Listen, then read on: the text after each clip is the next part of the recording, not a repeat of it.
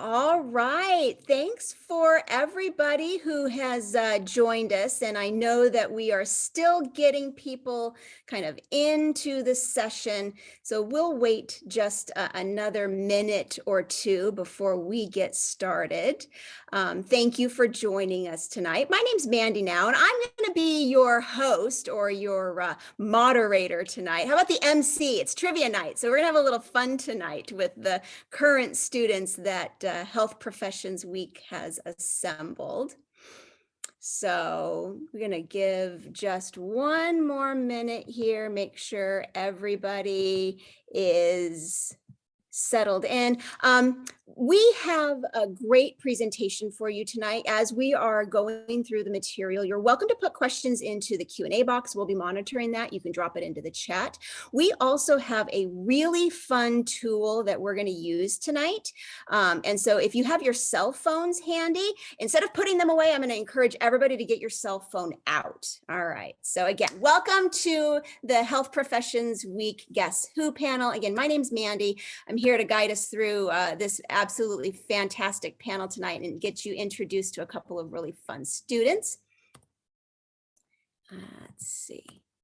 Again, I mentioned that if you have your cell phones handy, or if you are going to do a dual screen, you can also jump on to our Slido at slido.com. You can grab the QR code. And just so we can get kind of a sense, I'm going to give everybody just another minute to jump into the Slido. So I'm going to talk a little bit about who Health Professions Week is. So Health Professions Week is actually made up of over 20 different health profession and education associations. So I like to tell students that from optometrists to podiatrists, we represent many of the different occupations and professions in the health professions. We pull all of our content and all of our information from these different associations. So when you're doing research on a profession with Health Professions Week, you can be assured that you're getting information that's coming directly from the education resources. And so these different professions represent then the colleges, the programs, the universities, the majors in the different health professions that HPW represents. So here's how we're going to play. We're going to listen to each of the speakers describe their role, and we're going to listen for them to give us clues about which health profession that they represent. Then we're going to put our guesses into the poll, and we'll decide whether or not you are right after we match the speaker to the profession. And then I'll talk to you guys a little bit more about registering for Health Professions Week at the end. Okay, so let's make sure everybody has been able to get into the Slido. If you're just joining us, you can grab the QR code with your smartphone. If you are on a laptop or on a computer, you can join us at slido.com and you just put in that number. So it looks like we've got a lot of sophomores. Oh, the seniors are just late to the party. I see that. We've got some juniors, we've got some sophomores. All righty. How's everybody doing in that poll? Again, if you're just joining us, you can jump into our Slido poll. This is the very first poll of the night. It looks like maybe our juniors are kind of leading the house tonight. Well, welcome. It's nice to have all of you here. Let's just make sure that everybody is really super comfortable. So from your Slido now, you can tell us where you're from. You can just throw in your state. And I'm going to say I'm from Washington. That's where I live. I got Massachusetts, Jersey, Indiana, Idaho, Indiana, Colorado, Alabama, New York, Texas. Who am I missing? North Carolina, New Jersey. Nice. Fantastic. Spain. We have somebody literally joining us from Spain. Wow, that like seriously dedicated. Got New York, Florida, North Carolina. Who else? Hawaii. Nice. Pennsylvania. Looks like maybe Indiana and New Jersey have the most participants tonight. Oh, wow, one more person typing. Let's see where they're from. Florida, another Florida. Oh, fantastic. Welcome, everybody. It's nice to have you here. Okay, let's do one more just to make sure everybody is really comfortable with the Slido. Have you ever attended either in person or online? Because we've done a couple of these virtually. Nope. Awesome. So we got a lot of newbies tonight. Okay, you guys, we are going to stump this crowd tonight because they haven't played this game before. So we're going to give you guys a really good time tonight. Okay, so here we go. I mentioned at the top that we represent at HPW over 20 different health professions, and I have sitting before you guys tonight 5 fantastic students who are going to do their very best to stump you when they start to describe the profession that they are pursuing. Would you like a hint before we get started? So again, back to your Slido, you can put, maybe you're like, nope, I got this. I don't need a hint. Okay, yeah. So maybe you'd like a little bit of help. Of course, yes. Can I get a yes, please? Can anybody give me a yes, please? We got somebody who's like, yeah. Yes, please. Thank you. Awesome. You guys are good. Okay, we got 4 people too. Does this hint have a backlash? No, absolutely not. No backlash. This is just literally to help you guys to narrow it down just a little bit. Okay, one person typing, I'm going to let them, you don't care? All right, well then here, how about this? If you don't want a hint, close your eyes. Okay, so for those of you who said yes, please, you can see right here. And I'm not going to read it out loud because some of you said you did not want a hint and your eyes should still be closed. Okay, so don't open them. Don't open them. Okay, does everybody who wants a hint see which of the professions we're representing tonight? Okay, so let's play. Only because it happens to be the way my little Zoom Brady bunch is laid out. Mark, I am going to call on you first. So I'm going to let you come off mute. Now, again, Mark has 1 minute to describe which profession he is pursuing without telling you any of the normal clues that you would use in order to describe your profession. So Mark, here you go. All right. So can you guys hear me? Good? Yes. All right. So in my profession, I work with a variety of different patients who cannot directly communicate with me. So it's really important that we communicate with their families in this case. We work with these patients throughout the entirety of their lives. So from birth to end of life and any events or emergencies in between. And in terms of diagnostics and doing our physical exams, it's really dependent on the mood of the patient in the moment. It's a really fast-paced, collaborative team environment. We have a variety of different specialties from emergency to surgery to everything in between. And then I think I'll end with not every state in the US has a professional program for my profession. Who am I? Excellent description, Mark. Thank you. Adriana, I'm going to have you go next. You get your 1 minute. Sure. So I, in my profession, also work with people from birth to end of life and every step in between. So in my grad program so far, I've seen toddlers with developmental delays, teenagers with learning disabilities, adults after a stroke or brain injury. So we see a really wide variety of clients and diagnoses. We have to be really good at verbal and nonverbal communication. And we work in many settings, including schools, hospitals, home health, private practice, rehab centers, and universities, either in teaching or research capacities. And there are, I believe, programs in every single state in the US, even the small ones. So yeah, that's me. Excellent. Excellent clues. I love it. Okay, Sahil, you are next. Thank you. Hi, everyone. So to describe my profession, You could find us practicing in a variety of areas. You could either find us in the hospital doing very specialized surgeries within our scope of practice, or you could find us in an outpatient clinic doing general complaints. Common populations we usually take care of are those with sports injuries, geriatric patients, pediatric patients, and diabetic patients. So very specialized career path. Yeah. So that's who I am. Excellent, excellent clues. All right, Rachel, I'm going to have you go next. Hello, everyone.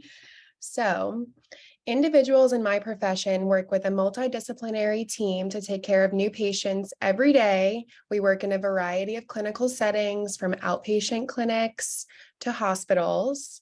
We order and interpret diagnostic testing. We write prescriptions, and we specialize in a specific field of interest. So some people in my field need to wake up before 5 a.m. to perform procedures all day. Others can work remotely from 9 to 5 on their computers. Others need to be in a lab all day looking at slides. And we all go to school for several years to become fully licensed. So what medical profession am I representing? Excellent clues, Rachel. Okay, Corey, you are our final participant. Can you stump everybody? I don't know. It's hard to follow up all these great responses, and I know I'm really nervous I'm going to give it away. But so my profession, we take care of a variety of different patients, and a big emphasis on my profession is a holistic approach to patient care, and we are able to work with our hands and are able to learn how to manipulate patients' bodies to help them with our hands. And not only with that, but with a variety of other medical equipment. And we can work in a variety of different specialties at different times of the day and all across the country. And maybe even a little bit of a better tip is that we are not as well known as some of these other professions. Excellent. Excellent job, you guys. Those were wonderful, wonderful descriptions. Okay, so for those who are playing along at home, okay,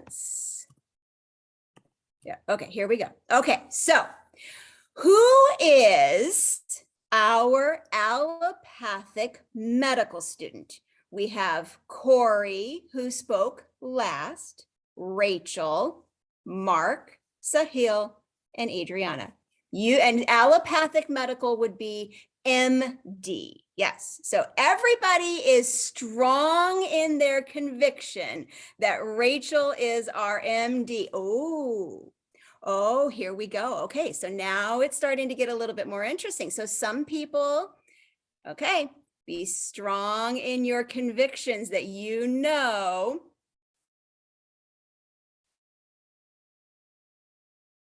Got a few people who have not voted yet. So again, if you have joined us late for any reason, you are absolutely welcome to jump into our Slido poll. All you need to do is pull out your smartphone, grab that QR code. It'll put you right into this question right now.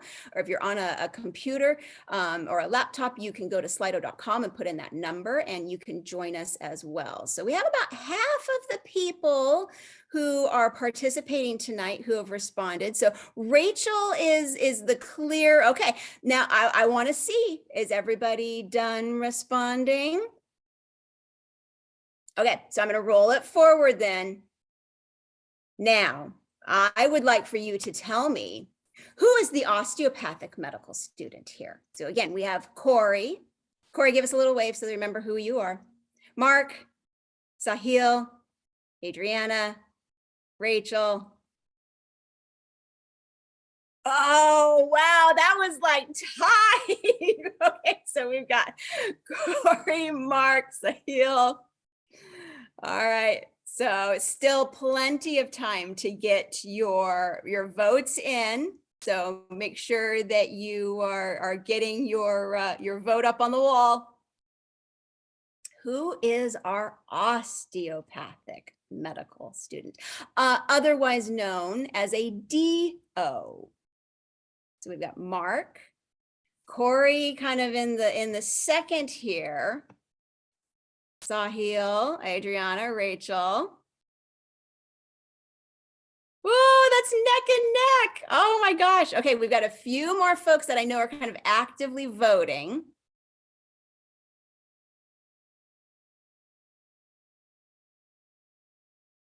Okay, I'm going to roll it forward one more time.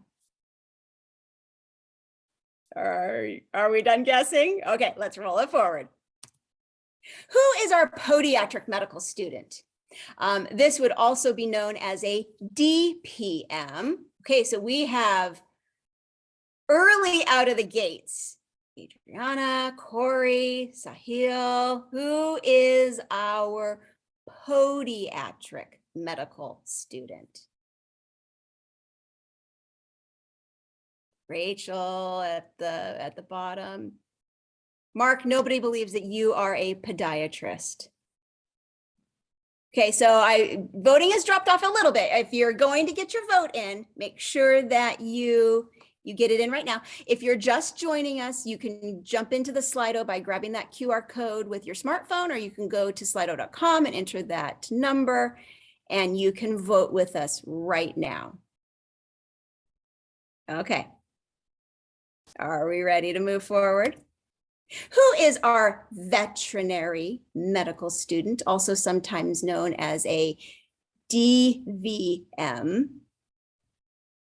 Corey out of the gate. Oh, look at that, Corey, neck and neck. Okay, nope, we jumped down. Corey.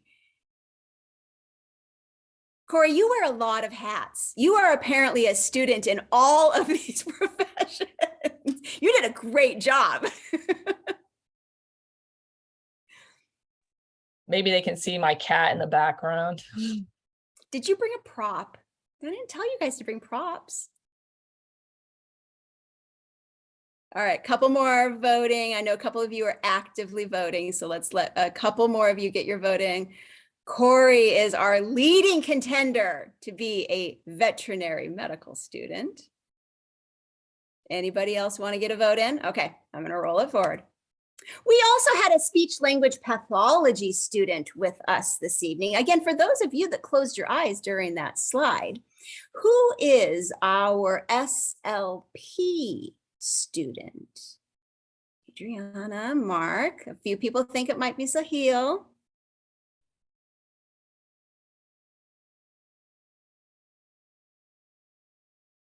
All righty. Couple more votes, couple more votes. Get a few more in there.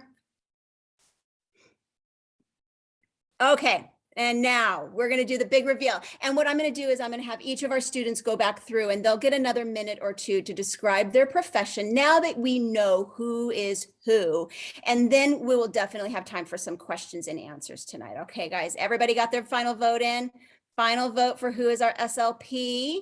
Adriana's leading the pack with that SLP. All right, here we go. Let's do the big reveal. All right, let's meet our panel.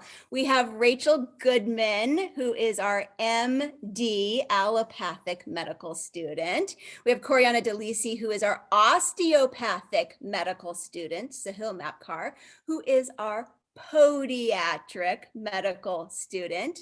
We have Mark Rivas, who is our veterinary medical student, and Adriana Garcia, who is our SLP or speech language pathologist. So I'm just going to go back, I think, in maybe what was the original order. So Mark, I'm going to have you reintroduce yourself now that we know who you are, and tell us a little bit about your profession and why you chose it and what you're doing as a current student. All right, guys. So yeah, my name is Mark, and I am a first-year veterinary student at the University of Florida College of Veterinary Medicine. So vet med is a very, very broad general term. Obviously, we are working with animals. It isn't just dogs and cats. It's pretty much any species that is not a human, regardless. It could be domestic, farm, large, exotic, in the ocean. We encompass all of the animal kingdom. We don't discriminate based on species. We have specialties across the board. So you can be in surgery, dermatology, pathology. There's a veterinary equivalent to all of the different human specialties that you're probably familiar with. But we are taking care of animals. So in my hint, I had said I can't communicate directly with my patients. And that's because they can't. We, during our exams, when we are looking at our patients, they can't tell us what's wrong. So that's why it's critical. A lot of people might think that, oh, you're a veterinarian in vet med, we don't deal with people. That is a huge misconception. Vet med is all about interacting and developing crucial relationships with owners and clients. So that way we can have that trusting relationship in regards to giving care to all of their pets. So it's definitely multidisciplinary. It's very, very people focused. I want to make that a point because a lot of people get into vet med because they think, oh, may not be so fond of people. Let's stick with the animals. Not quite, but. Wonderful. Thank you, Mark. Adriana, I'm going to have you go next. Now that we know that you are the speech language pathology student, tell us a little bit about your program and why you're pursuing it. Sure. So I am a second year SLP student in Texas at Texas State specifically. So I, when I was in high school, had no idea what an SLP was. I had never heard of it, which is pretty common, I hear. But I actually went into college convinced I was going to be a nurse, and then changed my mind when I went to a like a majors fair, and I met the chair at the time of the Communication Sciences and Disorders Department, and I fell in love in about 3 minutes, and here I am today. So I've been at Texas State now for six long years. But I love SLP. So we assess and treat speech, language, swallowing, voice, and cognitive disorders in people across the lifespan. So our scope of practice is huge. We have 9 big areas. And if you work, SLPs who work in the schools have to sort of be generalists and know a whole lot about a lot of things. But there are others who, specifically like ones who work in hospitals and clinics that specialize. So we specialize in things like augmentative and alternative communication, or AAC devices, head and neck cancer, accent modification, a gender affirming voice therapy. And there's a whole lot more that I can't even list. So yeah, you do need a master's degree to be an independent SLP, but you can also be an assistant with just a bachelor's degree. That's a wonderful little tidbit. Adriana, thank you so much for helping. Sahil, I'm going to have you go next, and I'm going to make a correction here. I accidentally have you listed podiatric medicine student as in quote, the parentheses, the MD. That is supposed to say DPM. You are a doctor of podiatric medicine. So I want to make sure, I apologize for having that typo in the slide here. But Sahil, give us a sense of what it is that you do as a podiatric medical student and maybe why you chose it. So yeah, my name's Sahil. I'm from New Jersey, so everyone from New Jersey, how's it going? So in college, I originally wanted to do physical therapy, and I really enjoyed exercise science. I actually graduated with a bachelor's in exercise science, and a physical therapist actually told me about doctor of podiatric medicine. So you usually treat a wide variety of patients. And what got me interested was obviously sports medicine. And with podiatric medicine, you have 4 years of schooling. And on top of that, you have 3 years of a surgical residency, which is mandated. And then you get to be a surgeon, essentially. Or you could be an outpatient doctor or physician where you treat mostly foot deformities of children and adults, and you take care of them through diagnostic tools such as tuning forks, hammers. You do have to deal with nails, and feet aren't the prettiest things, but it's attached to our body and you need to use it for the rest of your life. So I really enjoy. Originally, I wanted to do sports medicine, but I really learned to love geriatric care because I think that in the future, you have to be walking on your feet, and that's probably the most important thing in your elder age. So, yeah, podiatric medicine is awesome. Excellent. Thank you so much. And Rachel, tell us a little bit about being an allopathic medical student. Sure. So I am a 4th-year medical student at Vanderbilt, which is in Nashville. And I'm originally from South Florida. Why I chose medicine, I knew that I wanted to be a doctor in high school. I was diagnosed with head and neck cancer as a freshman in high school, so I had exposure to the medical field, so I knew I wanted to be a doctor. At first, I wanted to be an ENT, which is a head and neck surgeon, essentially. That has since changed. I'm now going to be a dermatologist, particularly interested in subspecializing in dermato-oncology, which is essentially just skin cancer. I have a particular interest in melanoma. So some things to consider if you want to be an MD physician, like a lot of the other fields, you have specialized training. After your undergraduate degree, there's anywhere from 6 to 12 additional years to become fully licensed in the specialty of your choosing. There are a lot of alternative career paths that are available to you with an MD degree. So I think that's something that people are not as aware of. And so for myself, I'm interested, I went to business school during my gap year before med school. So I'm planning on going into independent consulting and also working in private practice dermatology. But there are so many ways you can use your degree. Research is also a very big component of training to be a physician. So if you're interested in research, it doesn't need to be basic science or lab work, but if you're interested in epidemiology or qualitative research, that's also something that you can explore throughout your education and training. And then I gave some hints when I was giving my clues, but I think there are so many specialties that you can fit to your personality type. So if you want to work remotely, you can be a radiologist and work from home.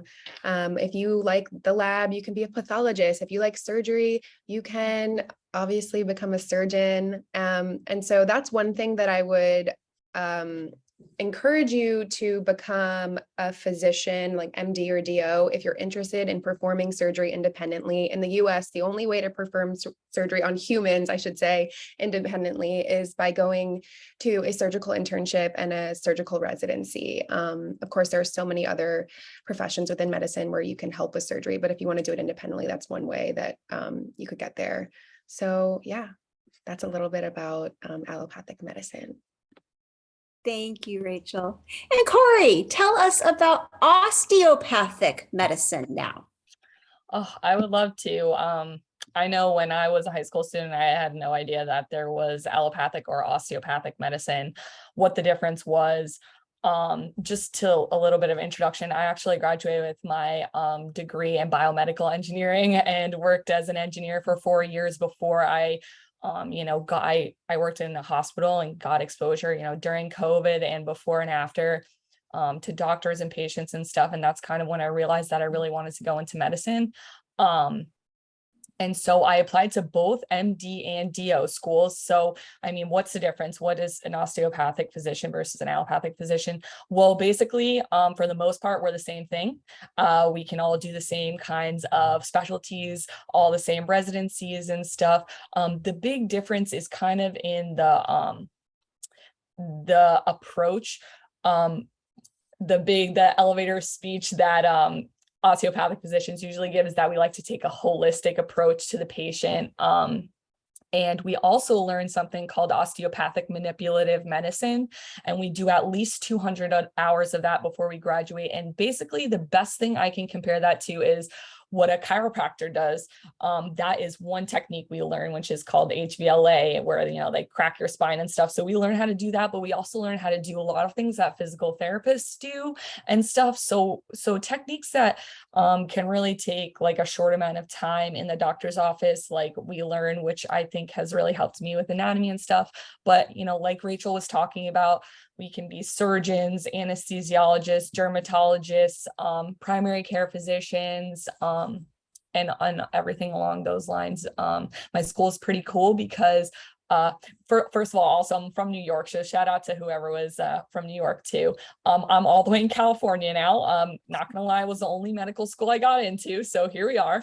But it's been great so far. My school is pretty new, but I'm so lucky. I love it here, and we have nutrition and medical Spanish courses. So I love that because nutrition is like some of the foundation of health, and you want your doctor to be able to advise you on nutrition. And so, yeah. Excellent. Corey, thank you so much. I also want to say thank you. I know a couple of questions have kind of come in the question and answer box, and you guys have done, I think, a really great job of answering that. I will ask those live, but I do want to give us a chance to see if there are any questions that have come in to, okay, so if you have a question and you haven't put it in the Q&A box, you can throw it into the Slido and I'll read it here. We'll actually all be able to see it. I do have one that just came into the chat box. Oh, and I think Sahil is doing a quick answer to that one. So any questions that anybody wants to put into the Slido or into the chat? Let me double check that there's anything in the chat, anything in the question. Okay, here we go. What types of classes do you recommend during college if you want to be a surgeon? So maybe let's back up just a little bit and take the surgeon part out of it. And I know all of you guys are going to be awesome at answering this question, but I'm going to have everybody take maybe a little bit about what you studied to prepare for what you went into. So anybody want to start by talking about what they did in their undergraduate to prepare for admissions into your graduate health programs? Corey. Great question, because I actually want to be a surgeon. So, but very much to start, all your high school courses, just take what you're interested in high school. Once you graduate from high school and hopefully get accepted to a 4-year college, because you do need a bachelor's degree to become an MD or a DO. I know basically anyone who's majored in anything that can get into an MD and DO school. It is 100% going to help you if you major in a STEM major, because you do have to take certain prerequisite courses like biochemistry, organic chemistry, sociology, and I think I answered someone's question in the chat. Like, each school has a specific set of prerequisites that you have to take in college. Most of them are all the same. There might be slight differences, and that's for MD and DO. I can speak a little bit to the MD application process, since I applied MD too, but I can't really speak to the other professions. But yeah, so just to say that, like, I majored in engineering. But I actually still had to go back to school while I was working full time to get my post-baccalaureate to take certain prerequisites that I did not take as an engineer. So if you're dead set on becoming a physician, like when you go to college, when you're trying to pick your major, I would look at majors that have the courses that you need to get into school, so you don't have to take additional time. So look at those prerequisites once you get into college. Mark, how did it differ for you for a veterinary medicine program? So there are a lot of similarities between DVM and then MD and DOs. They're both very, very competitive programs. Kind of similar though, I'm also a little bit of a non-traditional student. When I was in college, I kind of veered off the veterinary path and kind of did more animal husbandry. I used to work in an aquarium taking care of animals. So my major was marine science. So I still hit a lot of my core classes that I needed for my vet school application, but to kind of reinforce the point that Corey said, when you are even in your undergrad, after you guys finish high school, you can get accepted into these competitive programs with a variety of different majors. You don't necessarily need to be a pre-vet or a pre-med major. Every school, same thing with vet school, every school has their own prerequisites that you definitely want to research while you're in undergrad to make sure you're hitting all those key points.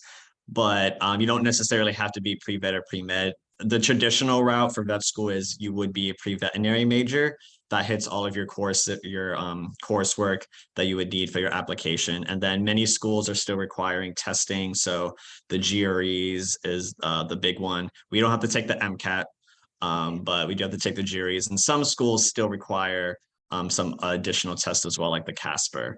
But the two routes are pretty similar. Just know that you don't need to be set in, one major or the other. You do have a lot of flexibility, and I would encourage you guys to, once you're in your undergrad, take the classes you're interested in, explore your options, because vet school and med school is quite the commitment, time-wise and financial-wise. So definitely explore your options. I also want to quickly add that there is potentially a benefit to not majoring in a STEM major in college. Programs, I mean, we've already mentioned it, programs are interested in your unique qualities and diversifying yourself. I have classmates at Vanderbilt who were Spanish majors or English majors. Of course, you do need to take the prerequisites though. So that's something you need to keep in mind. For me, I was a neuroscience major, and that was basically considered a pre-med major at Vanderbilt. But I want to encourage you to explore what interests you, and then you can fit in the pre-med requirements. Those are things like biology, chemistry, organic chemistry, physics. Fit that into your curriculum if it makes the most sense for you, but do not feel pressured to major in STEM. Wonderful. Thank you for moving ahead. I apparently was frozen there for a second. Adriana, I'd also like for you to tackle this question. And then I also know that we have another one here at the top that talks a little bit about why you chose speech language pathology. Can you maybe tackle both of those questions in an answer? Sure. So there are also many routes to becoming an SLP. The traditional route is the one that I took. So majoring in communication disorders or communication sciences and disorders, but each university kind of calls it a different thing. Getting that as your bachelor's degree and then applying directly to graduate school in an SLP program. However, there are plenty of non-traditional students. We have students who have music degrees and teaching degrees. A lot of teachers choose to become SLPs as a career change, actually. But yes, so you would have to do what they call leveling. So there is a post-baccalaureate program. So it's usually a year of pretty intensive coursework just to get all those prerequisites in, and then you can go ahead and apply to graduate school. And then the next question, I'm sorry, what was it? So what made you want to become a speech language pathologist? And it says, how do you feel the classes for speech pathology are? So maybe how about what's a day in your life like? How about that? Sure. So I fell in love with speech, like I said, and just hearing about it. I love the idea. The scope of practice is so large that you really can, if you sort of get bored with one thing, you can take some classes, some continuing education courses, and completely change up what you want to do. There's also the flexibility with location was great for me. I love being able to move wherever I want to, if sort of whenever I feel like it. I always say that there's kids and old people in every state. They're everywhere. So as long as they speak the language that you do, because my work is in language and I need to speak the language pretty fluently to be able to assess it. But so I love the flexibility that comes with speech. And right now, a day in my life, I am in an internship at an elementary school. So I see 20 to 30 K through 5 kids a day, and we work on speech sound production, feeding and swallowing occasionally when they come up, and a lot of language. So kids that don't quite have a grasp of the sort of the mechanics of language, a lot of vocabulary. Yes, and then evaluations are pretty constant, but I do love it. Excellent. We've had a couple of questions about the MCAT. How many of you took the MCAT in order to get into your program? I know a couple of you have already talked a little bit about it. Okay, so Sahil, why don't you tell? I'm sorry, I think you're cutting out for me.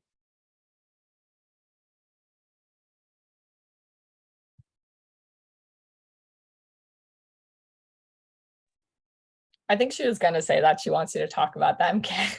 Thank you. For some Okay. reason, I keep freezing here. So yeah, Sahil, can you talk about prepping for the MCAT? Yeah, so I took the MCAT the summer into my junior year of college, and I just used the Kaplan books, which went over organic chemistry, biochemistry, psych, writing. There was some math, bio, and chemistry. So, all the classes you didn't take prior to taking the MCAT, you probably should, and all your prereq classes for medical school and podiatric medical school, you need to be able to, do good on the MCAT beforehand also. For me, I only took biochemistry. No, I'm sorry. I only took biology and chemistry and then took the MCAT. I didn't even take the courses because you could self-teach yourself a lot of things beforehand, but I prefer if you didn't. I prefer if you guys took the class beforehand. But yeah, it took like 3 months to study for everything, and it's like a 6-hour exam, and it's all in a computer, and it's not too bad, honestly. It's like 6 hours of your life. You could probably deal with it. Rachel, Corey, do you want to add anything to the trauma? No, that's not true. Because really, in all honesty, you guys, it doesn't matter which profession you pick. You're entering into professions which require you to be lifelong learners. So whether it's the MCAT, the DAT, the GRE, the boards, your medical licensure, think about, any of the types of things that you want to do in order to become specialists. There are going to be things, continuing education, that you're going to do all along the way. So, everybody's like, oh, it's the MCAT, oh, it's the DAT, oh, it's the GRE. This is the first step in a career full of these types of exams. So Corey, Rachel, would you like to add anything to the MCAT chat? Sure, I can add a little. I feel like I did everything differently than Sahil, personally. Like I said, I am a career changer. So I was an engineer and had to go back to school to a post-bac program. Some similarity though is that I did also take a Kaplan course. Like I said in my Q&A, I really like courses. And so I would recommend that if finances allow. And like I said in the chat, like you can get secondhand Kaplan books, secondhand Princeton review books, like stuff like that, if you're like on a budget. But I also took it in the height of COVID and had to have it rescheduled 4 times. That wasn't fun. And hopefully you guys will not have to deal with that at all. But I just want to emphasize that the studying for the exam can vary greatly among everybody. So hopefully throughout college and stuff, you guys learn how you study best and then apply those concepts to studying for the MCAT. I studied for like 6 months or something. That's kind of normal. People study for a year. Many people I know did not take it in their undergrad. That like sounds so scary to me. I don't know how you did that, but kudos to you for balancing that schoolwork and studying for the MCAT at the same time. But yeah, I would encourage just to take your time and know yourself. If you have to push back your date, like that's something that is always feasible and stuff. But yeah, it's hard and it's an important exam, but you're gonna have to take a lot of exams like it. Wonderful. Thank you so much. Well, okay, I am aware of our time and I want to make sure that I get a chance to tell you guys a little bit about Health Professions Week. So I know there were some other questions in the chat about some other professions that weren't represented here tonight, but I do want to say that November 5 through 11, Health Professions Week will be hosting all sorts of content and opportunities to explore the many professions that we represent. And it's 100% free for students to register and attend Health Professions Week. And it's 100% online. You can do Health Professions Week from where you live, where you go to school.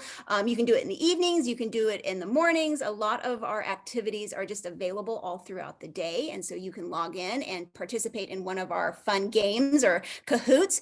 We will have more webinars, a little bit like this one, throughout Health Professions Week, where we'll have more student panels. Hopefully my internet won't freeze up on me in the next round of these, where we'll do some more interactive chats in the Slido. And we'll have 2 profession panels. We'll have a profession panel on careers in dermatology, and we'll have a profession panel on women's health care. So I'd love to invite you to join us. I think Leslie is going to drop that link into the chat so that you can just grab it and register right now. So I do wish to invite all of you to join us one more time, November 5 through 11. And thank you so much. I hope you guys had a wonderful time tonight. I really want to say thank you to the students who are giving up their time to be with us tonight to chat a little bit about the professions that they love and the reasons why they've chose them. And I think at this point, if there's no other questions in that Q&A box or in the chat, I am going to turn this over to Leslie then. So thank you so much for having us tonight. I appreciate it. Thank you everybody for joining us tonight. I hope you had a great time playing the trivia game. Thank you all for the panelists for being here. We appreciate you guys and hope to see you guys soon. All right. Thanks, everybody. Good night. Thanks, everybody. Yeah.